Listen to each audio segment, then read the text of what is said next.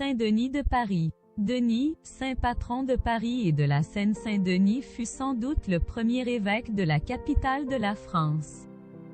Il meurt martyr vers 250 ou 270 et est enseveli là où s'élève la basilique de Saint-Denis. C'est tout ce qu'on sait de lui avant le IXe siècle.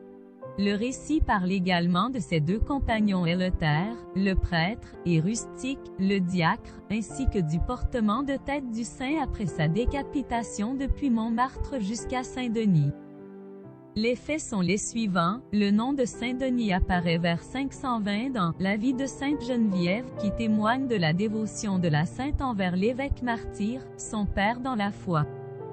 Elle obtint du clergé parisien l'érection d'une église sur sa tombe au Vicus Cœturiacus, située à 8 km au nord de la Seine, l'actuelle basilique Saint-Denis. Elle se rendait également et souvent dans une église de la cité dont il était le titulaire.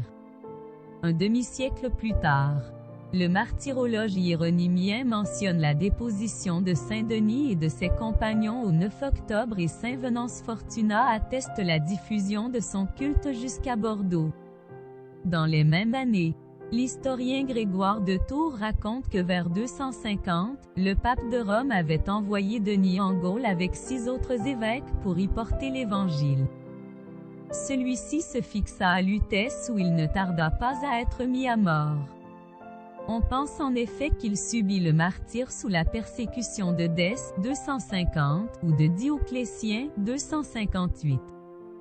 Près de la basilique où reposait le premier évêque de Paris, une abbaye fut fondée au 7e siècle et elle devint prestigieuse grâce aux largesses royales de Puy d'Agobert.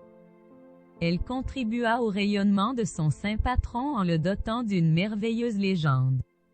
À partir de 835, Hilduin, abbé du monastère, se mit en effet à propager en Occident un récit selon lequel Denis de Paris ne ferait qu'un même personnage avec Denis l'Aréopagite, converti par saint Paul. Ce Denis l'Aréopagite serait lui-même l'auteur des célèbres ouvrages de théologie attribués à Denis le mystique. L'obscur et courageux fondateur de l'Église de Paris devenait ainsi et pour des siècles, un grand de la sainteté. Citation, « Lorsque des hommes sont dans la lumière, ce ne sont pas eux qui illuminent la lumière et la font resplendir. Mais ils sont rendus resplendissants par elle, loin de lui apporter quoi que ce soit, ils bénéficient de la lumière et en sont illuminés. Ainsi en est-il de ceux qui sont au service de Dieu. » Saint Irénée, contre les hérésies.